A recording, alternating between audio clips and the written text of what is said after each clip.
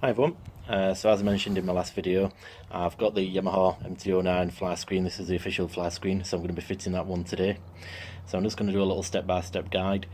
The instructions, as you can see, pretty complicated, so I've had a look online and a couple other videos, so just kind of interpreted that and we'll give it a go.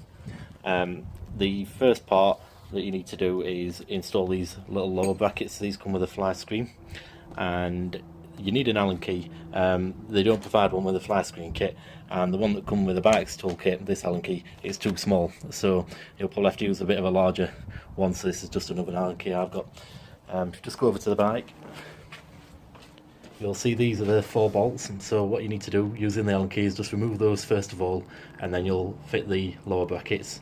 So I'll do that, and then we'll go from there.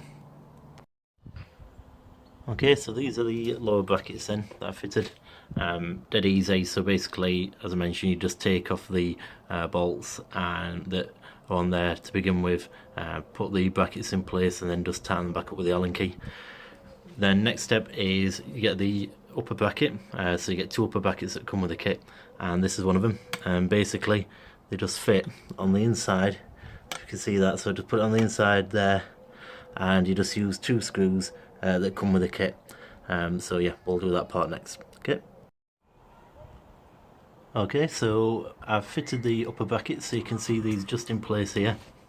Like I mentioned, they go on the inside, and you just use the 4 screws and nuts that come with the kit. So yeah, pretty simple. Just use a spanner and an Allen key just to tighten them up. So they're now in place, the upper brackets.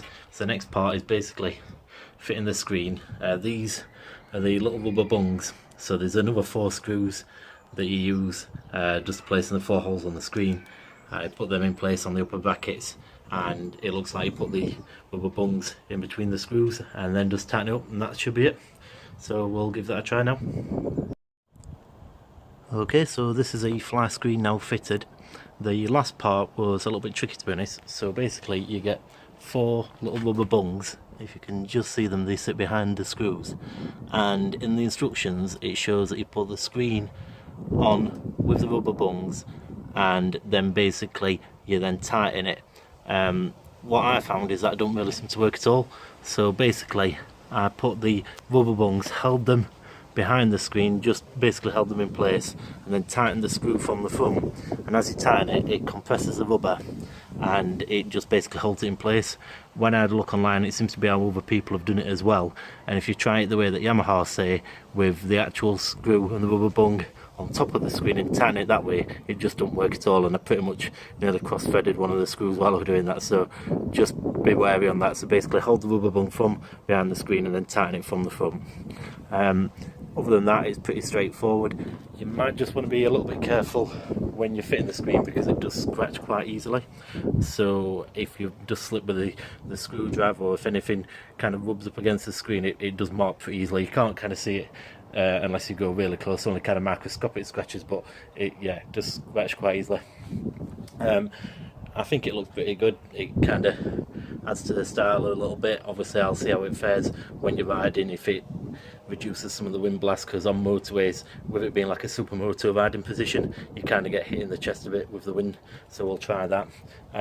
Also, with the screen you get this kind of like rubber banding, and that can go across the top of the screen. I don't think it's got any other purpose other than basically a styling point.